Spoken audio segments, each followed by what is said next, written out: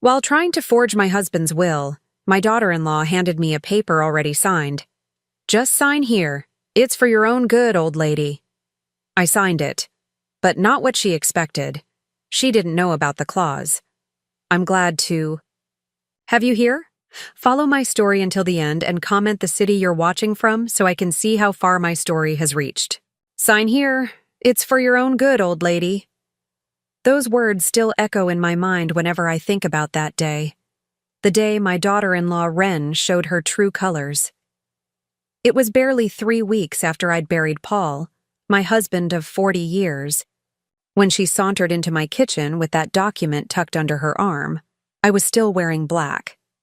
Still waking up reaching for Paul's side of the bed. Still finding his reading glasses in odd places around the house. Grief had settled into my bones like arthritis, making every movement, every breath, a conscious effort. "What is this?" I asked, my hands trembling as I took the papers from her. The legal jargon swam before my eyes, deliberately confusing. Something about transferring property rights. Something about simplified estate management. Wren flipped to the last page, her red fingernail tapping impatiently on the signature line. "It's just standard paperwork to make things easier for everyone, Sherry. The lawyer says it needs your signature." Her smile never reached her eyes. It never had in the 15 years she'd been married to my Kenneth. I'd noticed it at their wedding, how she looked at my son like he was a prize she'd won, and at Paul and me like we were obstacles she'd need to overcome. "Which lawyer?" I asked, my voice steadier than I felt. "Mr. Thompson hasn't mentioned anything about this to me." A flash of irritation crossed her face. "A different lawyer? More efficient? Look, do you want Kenneth to have to deal with all this complicated legal stuff while he's grieving his father?" The mention of my son's grief, which I'd barely witnessed, made my heart ache. Kenneth had become increasingly distant over the years. The phone calls grew shorter, the visits rarer. Paul had noticed it too, the way our once affectionate boy would check his watch during family dinners, his attention divided between his phone and Wren's silent signals. "I should read it first," I said, reaching for my reading glasses. Wren let out an exaggerated sigh. "Honestly, Sherry, it's all standard legal language. You'll just confuse yourself." She leaned closer, her voice dropping to a conspirator's whisper. "Paul would have wanted things to be easy for you, for all of us." The mention of what Paul would have wanted nearly broke me. But then I remembered our last private conversation, 3 days before cancer finally took him. He'd been so weak by then, his once robust frame whittled down to bones and translucent skin. But his mind, his beautiful, sharp mind, had remained intact until the end. "Sherry," he'd whispered, gripping my hand with surprising strength. "Promise me you'll be careful after I'm gone." "Don't talk like that," I'd pleaded, though we both knew his time was measured in days, not years. "Listen to me," he insisted. "Wren will try something. I've seen how she looks at what we have, not as a home we've built, but as assets to be divided." I took the pen from Wren's manicured hand. I signed the document, but not the one she thought. You see, Paul hadn't just been talking that day. He'd been warning me, and more than warning me, he'd prepared me. The document I signed was actually a notarized statement that Paul had helped me prepare with our real lawyer, Mr. Thompson. A statement declaring that any attempt to coerce me into signing property transfers would be considered elder abuse and fraud. Wren didn't know about the clause in Paul's real will, the one that stated any attempt to manipulate the inheritance would result in immediate disinheritance. She didn't know that the security camera Paul had installed in the kitchen bookshelf last year, disguised as a vintage cookbook, was recording our entire interaction, and she certainly didn't know that I'd been a paralegal for 20 years before retiring. That I could spot a fraudulent document from across the room. "There you go, dear," I said, sliding the paper back to her with a trembling hand. I even let my voice quaver a bit for effect. "Is there anything else you need?" The triumph in her eyes made my stomach turn. No, that's all for now. I'll let Kenneth know you've been cooperative. He'll be so relieved. After she left, clutching what she thought was her ticket to my home and savings, I sat at the kitchen table and wept. Not from fear or helplessness, but from a profound sense of loss. Not just of Paul, though that grief was still raw and bleeding, but of the family I thought we had built. Where had we gone wrong with Kenneth? How had he become so distant, so easily influenced by Wren's material hunger? When had his visits become transactions rather than connections? As I sat there, surrounded by the home Paul and I had built over 4 decades, I felt his presence so strongly I almost expected to see him walk through the door, newspaper tucked under his arm, that gentle smile crinkling the corners of his eyes. I did what you asked, Paul, I whispered to the empty room. I protected what we built. The trap was set. All I had to do now was wait for Wren to walk into it. And when she did, she would learn what Paul had always known, that underestimating me would be her biggest mistake. What she saw as weakness, my age, my grief, my seeming confusion, was actually my greatest strength. Because when people think you're a pushover, they never see the pushback coming. The reading of the official will was scheduled for Friday. 3 days away. 3 days for Wren to believe she had won. 3 days before she would discover what Paul's last act of love truly was. Not just for me, but for the son who had lost his way. I still remember the day Kenneth brought Wren home. It was spring, cherry blossoms dotting our front yard like pale pink snow. Paul had spent the morning grilling, his specialty, while I prepared the potato salad and lemonade. Our son had called the previous night, unusually excited. Mom, I've met someone special, really special. Can I bring her to Sunday lunch? Kenneth had always been our sensitive child, thoughtful, perhaps too eager to please. At 35, he'd had his share of relationships, but none that prompted a formal introduction. So naturally, Paul and I were thrilled. When they arrived, Kenneth seemed different somehow, standing taller, his movements more deliberate, as if performing for an invisible audience. And then there was Wren, striking with her dark hair and calculating eyes that assessed our home within seconds of crossing the threshold. "What a charming little place," she'd said, accepting Paul's handshake. So quaint. I remember catching Paul's eye across the patio, that subtle raise of his eyebrow that had always been our secret language. "Be careful with this one," his look said. But Kenneth was smitten, laughing too loudly at her jokes, touching her arm constantly, seeking her approval before offering his own opinions. It was subtle at first, the way he deferred to her, checked her expression before responding to our questions. "Kenneth tells me you're in real estate development," Paul had asked over dessert. Wren dabbed her lips with the napkin I'd embroidered for our 30th anniversary. "Yes, I have a knack for seeing potential where others see only the present value." Her eyes swept across our backyard, the garden I'd tended for decades. "Like this property. Quite a sizable lot for just 2 people, isn't it?" 6 months later, they were engaged. The wedding was elaborate, far beyond what we'd expected or what Kenneth could afford. Later, I learned Wren had insisted they take out a loan rather than accept our offer to help. "We don't need their money," she'd told him, not realizing I was just around the corner in the hallway of their new apartment. "Besides, they'll be leaving it all to you eventually anyway." The first year of their marriage, we still saw Kenneth regularly. He'd come by on weekends, sometimes with Wren, often without. "She's working," he'd explain, though the excuse grew. Thinner as months passed. Then came the subtle changes. Kenneth stopped coming for our traditional Sunday dinners.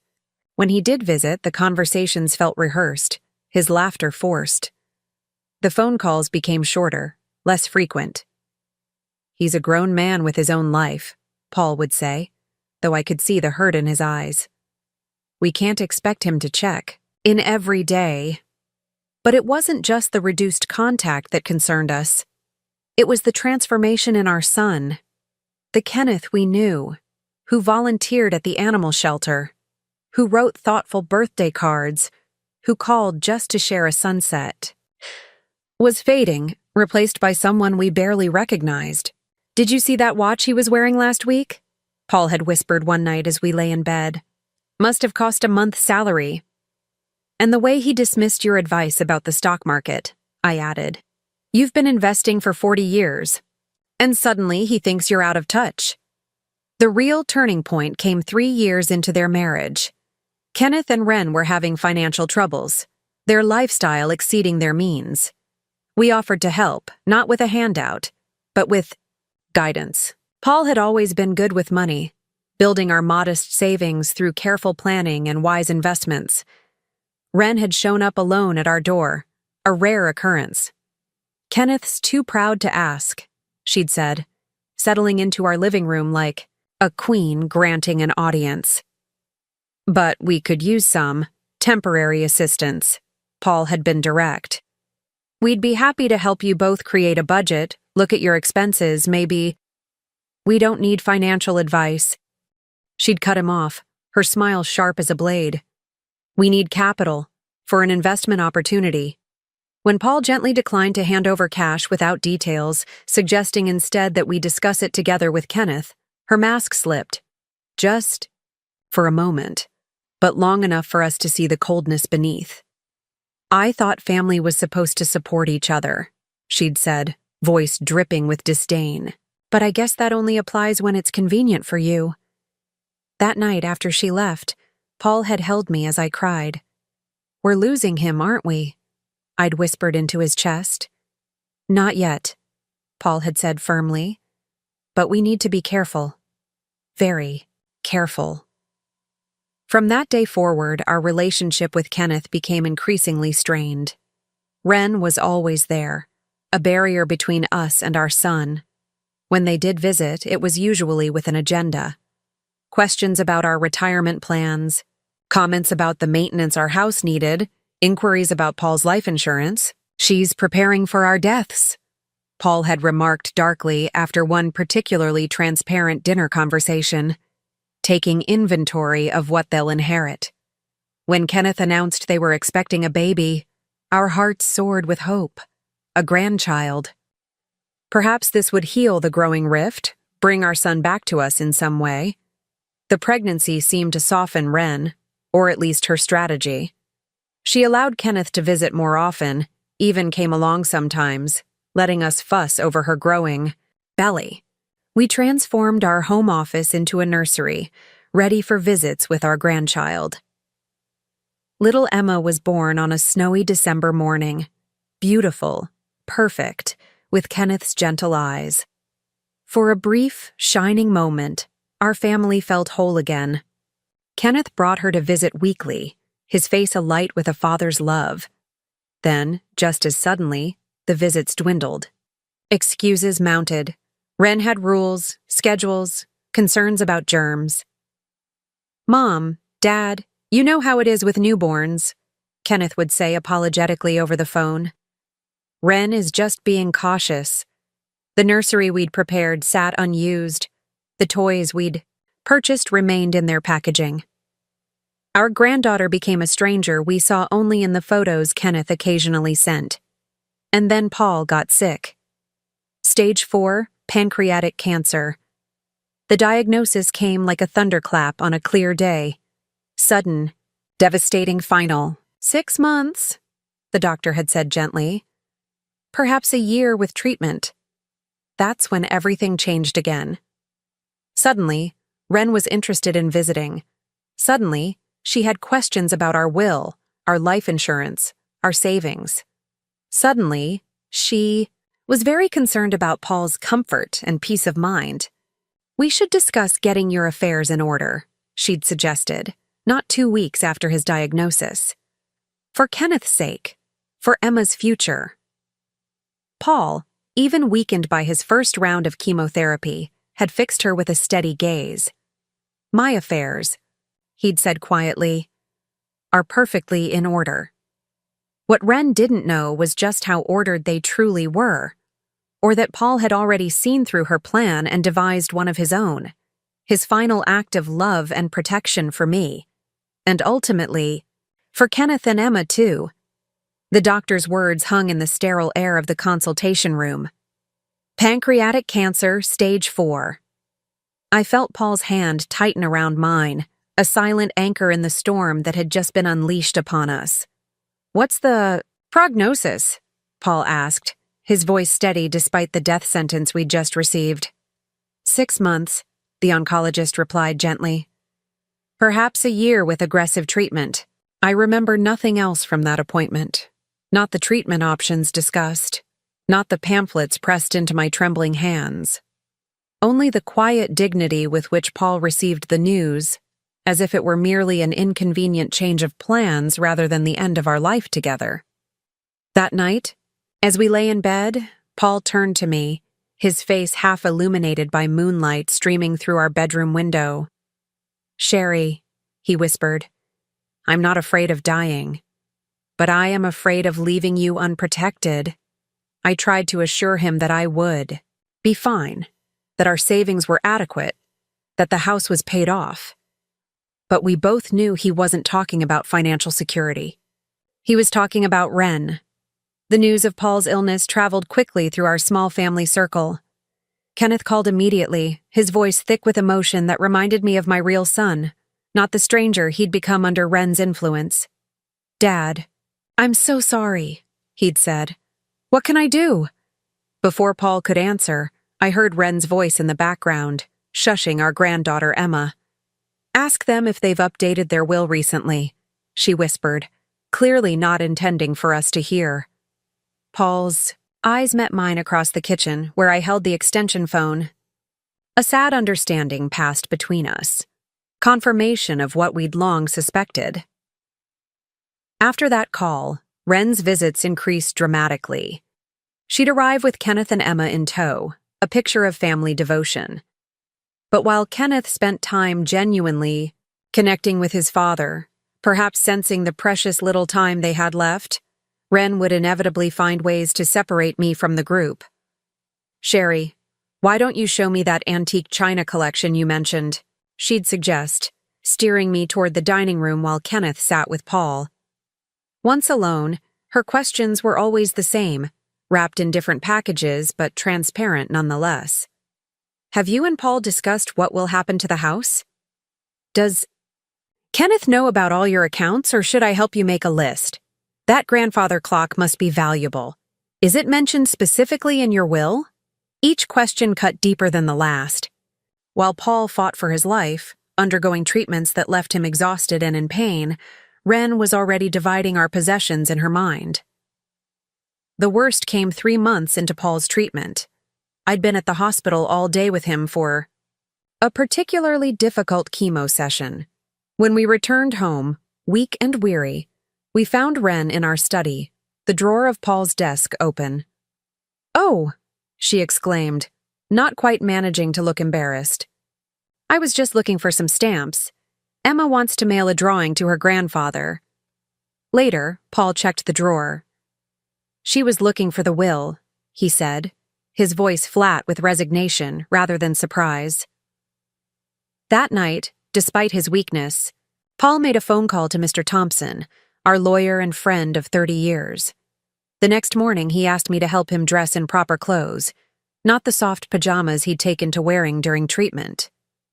"We're going out," he announced, a shadow of his old determination flashing across his gaunt face. "Paul, you're not strong enough," I protested, watching him struggle to button his shirt with fingers numbed by neuropathy. "For this I am," he replied. We spent 3 hours in Mr. Thompson's office that day. What transpired there would change everything, though Ren wouldn't discover that for months to come. Paul had always been methodical, a planner who left nothing to chance. Cancer hadn't changed that part of him.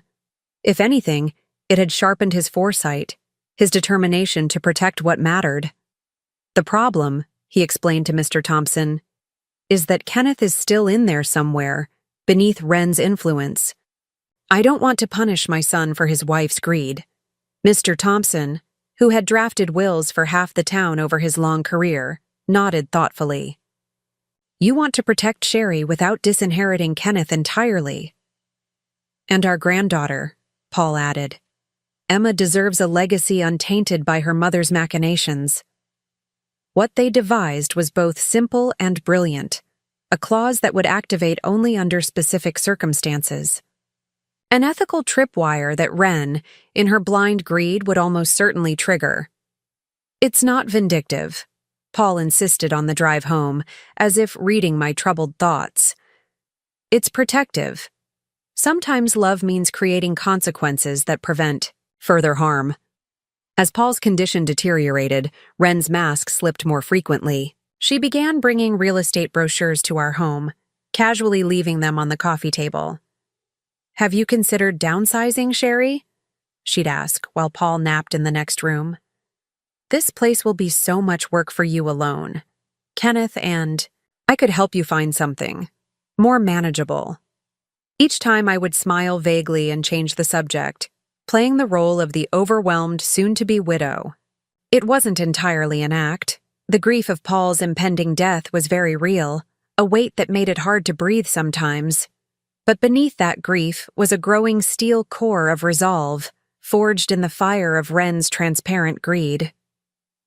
In his final weeks as hospice care began and the hospital bed was installed in our living room, Paul had moments of startling clarity amid the fog of pain medication.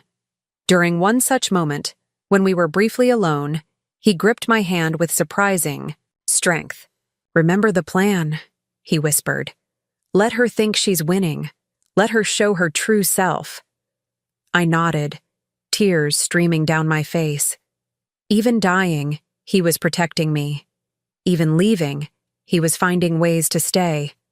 I've loved you since you wore that blue dress to the town dance in 1966, he said, his voice suddenly stronger, reaching back through decades to the beginning of us. I'll love you long after I'm gone.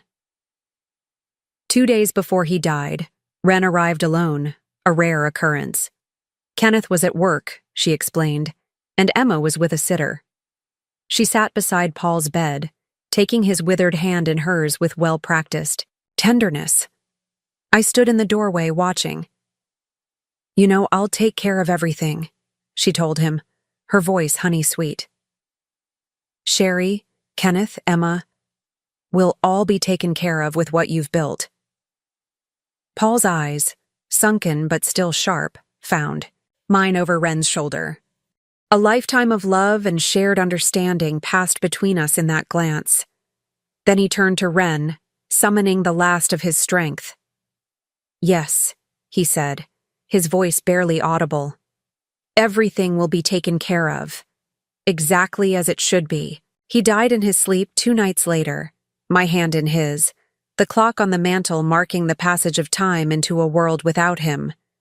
I felt the moment he left, not with drama or fanfare, but with a quiet slipping away, like the tide retreating from shore. And as I sat there, hollowed by grief yet strangely calm, I knew that the battle Paul had prepared me for was just beginning. The funeral was a blur of black clothes and casseroles, of hands squeezing mine, and voices offering condolences that couldn't penetrate the fog of my grief. I remember Kenneth's face, tear-streaked and vulnerable in a way I hadn't seen since he was a boy. For a few hours, my real son returned to me, the one who existed before Wren. He sat beside me during the service, his arm around my shoulders, steady and present. Wren, meanwhile, played her part flawlessly, the devoted daughter-in-law, organizing the reception, managing the flow of visitors, making sure I ate and drank. To anyone watching, she was the picture of familial support. Only I noticed how she steered conversations with Paul's older friends toward their own estate planning, how her eyes cataloged every mourner who mentioned something Paul had left them. A fishing rod, a book, a cherished memory. After everyone had gone, when the house echoed with new emptiness, Kenneth approached me tentatively. Mom, Wren and I have been talking, he began, his voice gentle but rehearsed. We think you should come stay with us for a while. The house will be so empty without Dad. Before I could respond, Wren appeared at his side, her hand possessively on his arm.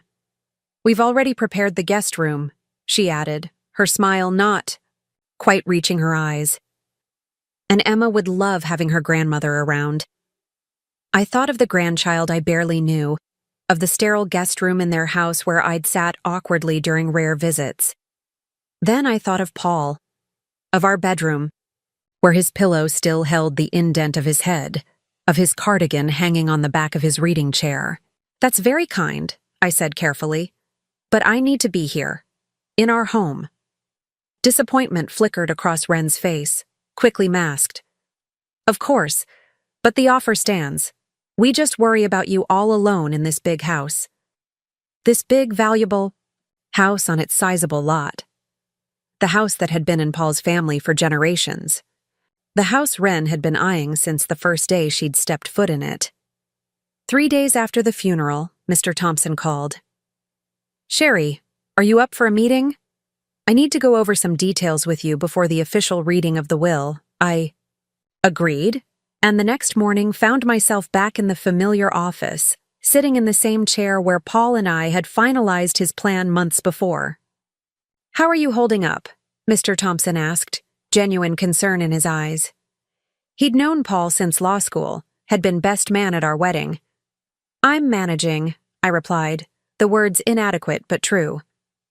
"Some moments are harder than others."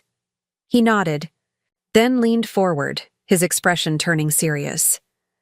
"Sherry, I need to explain exactly what you'll be facing in the coming days. Wren has already called my office twice, pushing for an expedited reading of the will." "She's nothing if not predictable," I said, a ghost of a smile touching my lips for the first time since Paul's death. Mr. Thompson opened a thick folder. "Paul's plan is in place, but you need to understand your role completely. The success of this depends on your ability to let Wren think she's in control." What unfolded over the next hour was a detailed explanation of the trap Paul had set, a trap baited with Wren's own greed, designed to spring only if she tried to manipulate or cheat me. Paul had created 2 documents, the official will that would be read to the family, and a separate sealed letter that would only be opened under specific circumstances. The will itself was straightforward, leaving the house and the majority of our assets to me for my lifetime, with provisions for Kenneth and Emma after my passing. "The key is the special clause," Mr. Thompson explained. "It states that any attempt to coerce, manipulate, or defraud you out of your inheritance will trigger immediate consequences." "Disinheritance," I said quietly, remembering Paul's reluctant determination. "Not exactly," Mr. Thompson replied, sliding a document across the desk. "Read this carefully." As I scanned the legal language, understanding dawned. Paul hadn't set up a punishment. He'd created a safeguard. If Wren attempted to manipulate the inheritance, control of Kenneth and Emma's portion would be placed in a trust that I would oversee, ensuring that Wren could never access it directly. "It protects Kenneth and Emma from her financial control," I breathed, recognizing the elegance of the solution. "Without cutting them off entirely." Mr. Thompson nodded. "But for this to work, Wren needs to reveal her true intentions. She needs to try something that clearly violates the terms." "Which means I need to appear vulnerable," I finished. "An easy target." "Exactly. Can you do that, Sherry? Can you play the part of the grief-stricken widow who doesn't understand finances? Who might be easily convinced to sign something she shouldn't?" I thought of Paul in his final days, of his trust in me, of the love that had sustained us through 40 years of marriage. "Yes," I said firmly, "I can do that." Before I left, Mr. Thompson handed me a small device. "Paul arranged for this too.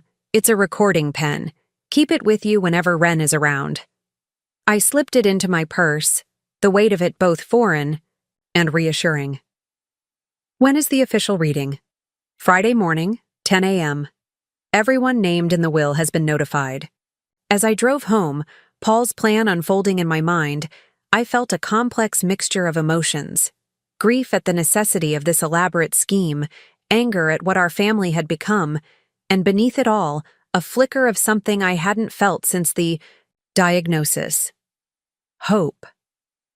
Hope that somehow, through this final act of protection, Paul might help heal what had been broken. The next day, right on cue, Wren arrived at my door alone. Her hair was perfectly styled, her makeup flawless, her expression, practiced sympathy.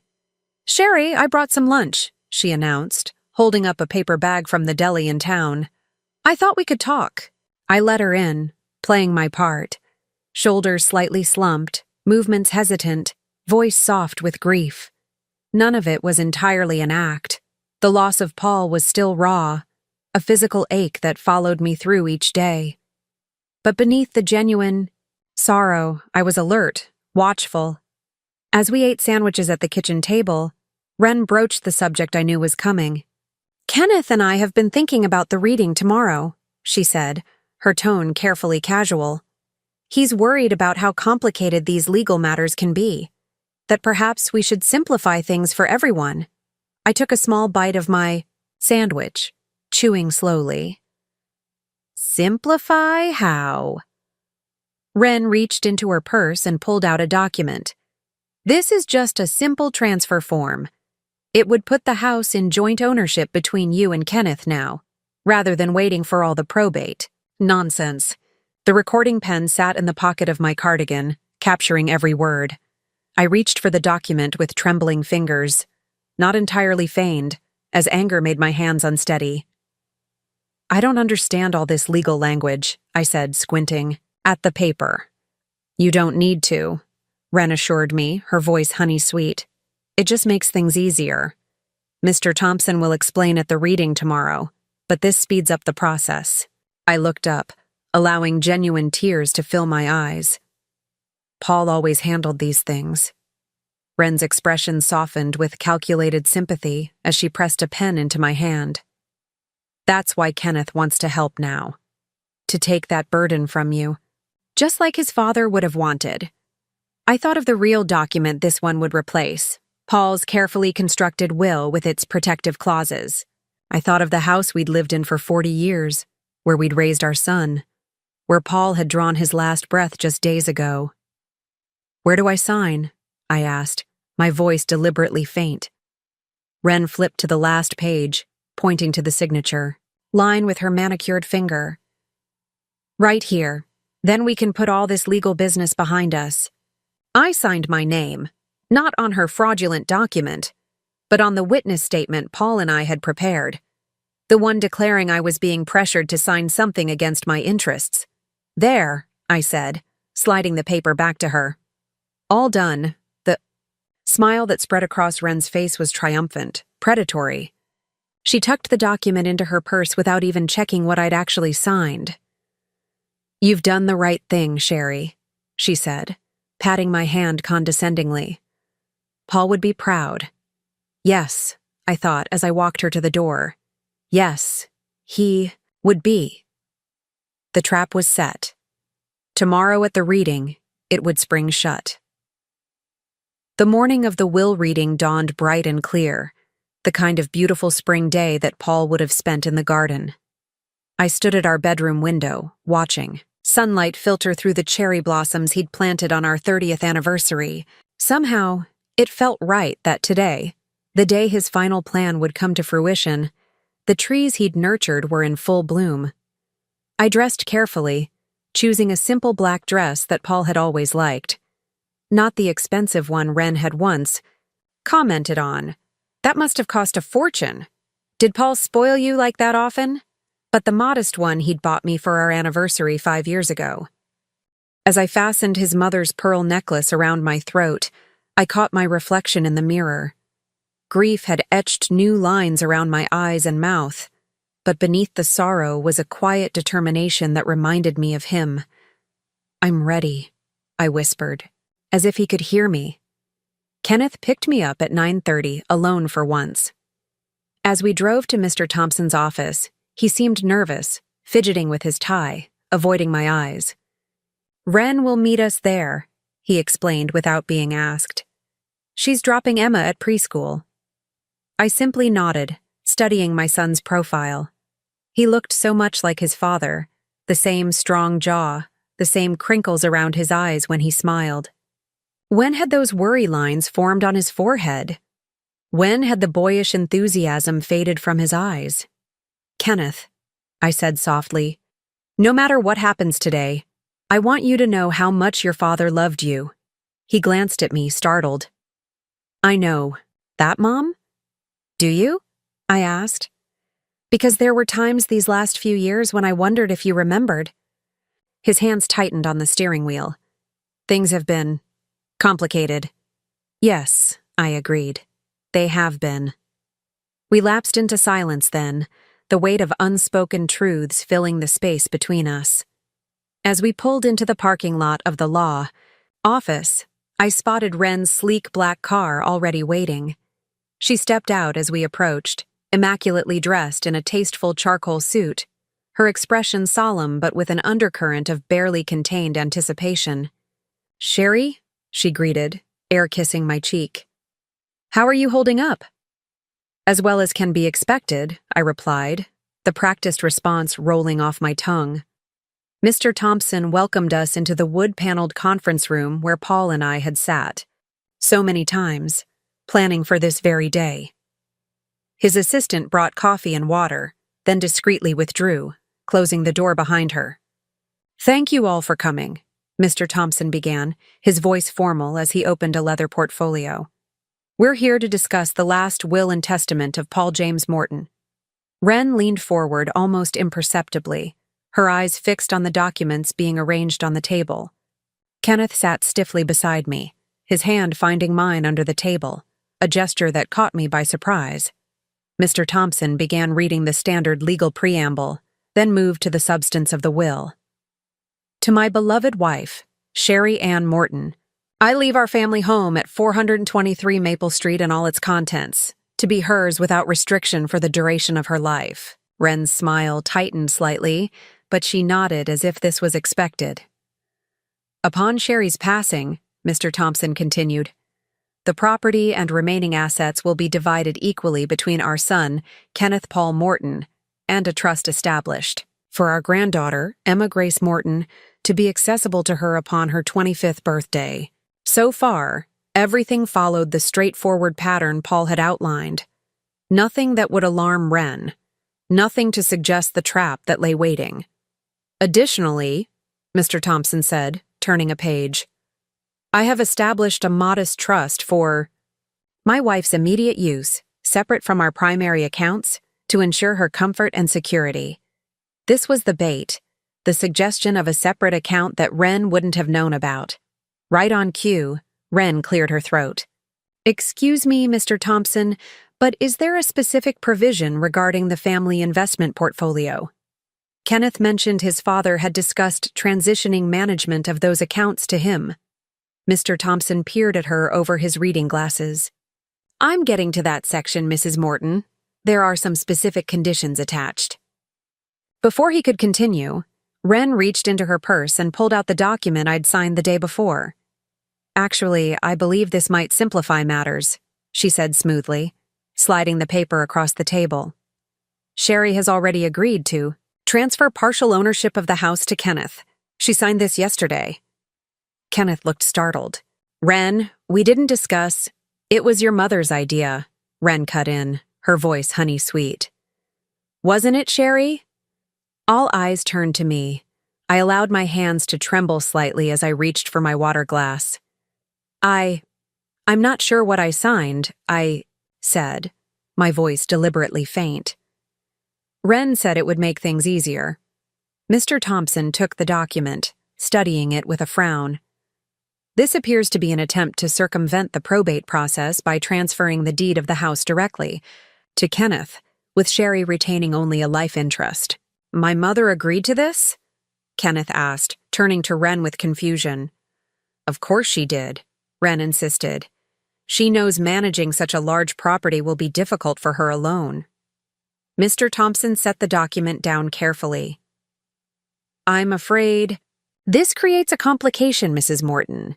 You see, there's a specific clause in Paul's will that addresses exactly this type of situation. He turned to a marked page and began to read. I hereby stipulate that any attempt to coerce, manipulate, or pressure my wife into transferring assets left to her in this shall be considered a violation of my expressed wishes and will trigger the immediate activation of the protective trust provisions detailed in the attached sealed letter. The color drained from Wren's face. What does that mean? Mr. Thompson reached for a sealed envelope on the table. It means Paul anticipated this scenario. This contains his instructions for what happens now. As he broke the seal and began to read, the room fell silent. In the event that the protective clause has been activated, I hereby revoke the direct inheritance rights previously granted to my son, Kenneth Paul Morton, and establish instead a supervised trust containing his portion of my estate to be managed by my wife, Sherry Ann Morton, until such time as she deems appropriate to release control. Kenneth stared in shock. Dad did what?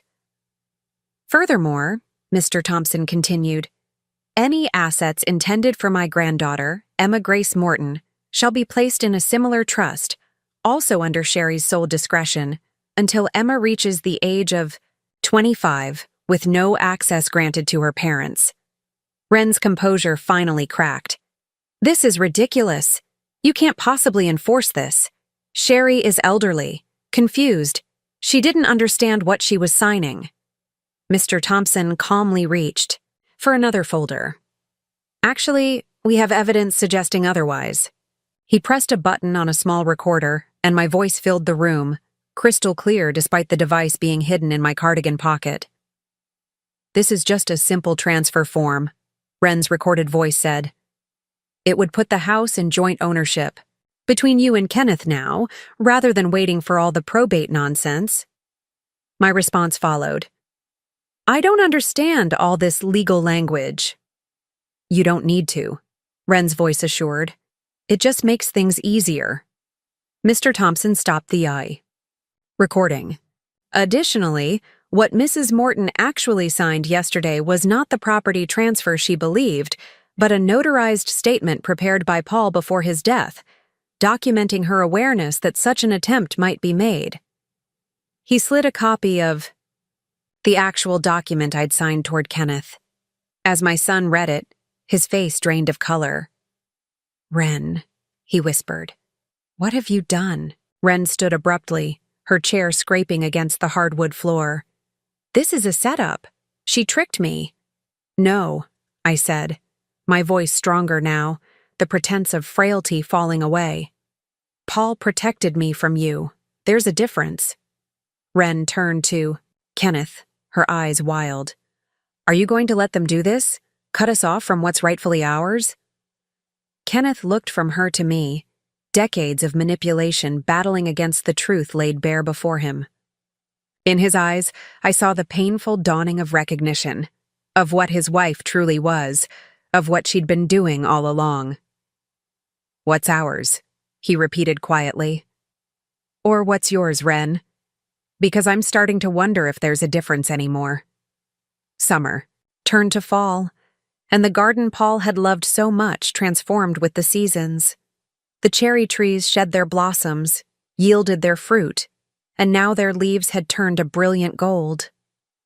I sat on our back porch with a cup of tea, watching the sunset paint the sky in shades of amber and rose. 6 months had passed since that day in Mr. Thompson's office. 6 months of painful truths, difficult conversations, and slow, tentative healing. The aftermath of Paul's final act of protection had been both devastating and necessary, like setting a broken bone so it can mend properly. Wren had left the law office in a fury that day, her carefully constructed facade shattered beyond repair. Kenneth had stayed behind, sitting silently as Mr. Thompson explained the full extent of Paul's arrangements. The trust would hold Kenneth's inheritance secure until I deemed him ready to manage it independently, a responsibility Paul had entrusted to me alone. Why didn't he just tell me? Kenneth had asked as we drove home, his voice hollow with shock. About Wren. About what he suspected? Would you have believed him? I'd replied gently. Or would you have thought it was just the old-fashioned concerns of an overprotective father? He hadn't answered, but his silence spoke volumes. The weeks that followed were turbulent. Wren alternated between rage and calculated charm, trying every tactic to regain control. She threatened legal action, then tearfully apologized, claiming she'd only been trying to simplify things for everyone's benefit. When neither approach worked, she turned her manipulation to Kenneth, alternating between playing the victim and reminding him of his responsibilities to her and Emma. For a while, I feared I'd lose my son all over again as he struggled with the painful reality of his marriage. But Paul had known Kenneth better than Kenneth knew himself. Beneath the layers of influence Wren had built over 15 years, the thoughtful, caring man we'd raised still existed. Once his eyes were opened, he couldn't unsee the truth. A month after the will reading, Kenneth arrived at my door alone, his face drawn with exhaustion. "I've asked Wren for a divorce," he said without preamble. "I've moved into an apartment downtown." I'd simply held him as he cried, great heaving sobs that seemed to come from the deepest part of him. Later, over coffee at the kitchen table where he'd done homework as a boy, he told me everything. How Wren had isolated him gradually from his friends, controlled their finances despite his better salary, convinced him that his parents didn't respect his independence. "I don't expect you to forgive me," he'd said, staring into his mug. "I've been horrible to you and Dad. We never stopped loving you," I told him, reaching across the table to take his hand. Not for a single day. The divorce proceedings were ugly, as we'd all expected. Wren fought for everything: the house, full custody of Emma, alimony that would have bankrupted Kenneth. But the evidence from the will reading, combined with financial records Kenneth finally examined with clear eyes, painted a damning picture of her motives and methods. In the end, the court granted joint custody of Emma, with Kenneth having primary physical custody, an outcome that had infuriated Wren more than any financial settlement could have. She'd wanted Emma not out of maternal love, but as leverage against Kenneth and, by extension, access to the trust Paul had established. The sound of tires on gravel pulled me from my thoughts. A car door slammed, followed by the patter of small feet running up the porch steps. "Grandma!" Emma called, her 5-year-old face alight with excitement as she bounded onto the porch. "We brought pizza and a movie." Kenneth followed more slowly, carrying a pizza box and a shopping bag. "Hope you don't mind the invasion," he said with a smile that reached his eyes, something I hadn't seen in years before Paul's plan unfolded. "Never," I assured him, rising to hug them both. Friday movie nights had become our new tradition over the past few months. Sometimes they stayed overnight in Kenneth's old room. Sometimes they went back to their apartment. The rhythm of our reunited family was still finding its way, but each week felt more natural than the last. As Kenneth set up the movie in the living room, Emma curled beside me on the couch, her small hand finding mine. "Daddy says Grandpa is watching us from heaven," she said matter-of-factly. "Do you think he can see our movie nights?" I swallowed the lump in my throat. "I think he sees everything important," I told her. "And this is definitely important." Later, after Emma had fallen asleep and Kenneth had carried her upstairs to bed, we sat together in the kitchen, much as Paul and I had done countless evenings over 40 years. "I have something to tell you," Kenneth said, turning his coffee mug between his hands. "I've been offered a teaching position at the community college. Literature, not business." I smiled, remembering how he'd loved books as a child, how he'd written poetry in high school before Wren convinced him it wasn't practical. "You'd be wonderful at that." "It's less money," he admitted. "Much less than corporate consulting." "Money isn't everything," I said. "Your father and I learned that early. We never had much, but we had enough." Kenneth nodded, his expression thoughtful. "I've been thinking about the trust, about what Dad intended with it. At first, I was hurt that he didn't trust me with my own inheritance. It wasn't about trust, I corrected gently. It was about protection. He wanted to make sure you and Emma would always have security, regardless of what happened with Wren. I understand that now, Kenneth said. And I've realized something else too. I don't need the money right now. The teaching job covers our expenses and we're happy in the apartment. He looked up, meeting my eyes directly. I'd like the trust to stay as it is for now. Maybe use some of it for Emma's education eventually, but otherwise let it grow. I felt a swell of pride so intense it almost hurt. This was Paul's true legacy. Not the financial provisions he'd made, but the values he'd instilled in our son, values that were finally re-emerging. Your father would be very proud of the man you're becoming, I said softly. I know I am. Kenneth's eyes glistened. I miss him. I wasted so much time. He knew you loved him, I assured him. Even when you were at your most distant, he never doubted that. We sat in comfortable silence for a while, the old kitchen clock ticking steadily on the wall, marking time as it had for decades. Mom, Kenneth said finally, there's something I've been wanting to ask. The lake house in Michigan, the one where we used to spend summers when I was a kid. Do you ever go there anymore? I shook my head. Not since you were in high school. It needs work, but it's still in the family. I was thinking, he said cautiously, maybe we could go there this summer, the three of us. Try to fix it up a bit. Emma would love the lake. The suggestion caught me by surprise, unleashing a flood of memories. Kenneth learning to swim, Paul teaching him to fish, evenings on the porch watching fireflies. Our last real family times before Wren entered the picture. I'd like that very much, I said, my voice thick with emotion. Later that night, after Kenneth and Emma had gone to bed, I sat alone in Paul's reading chair, running my fingers over the worn armrest where his hands had rested for so many years.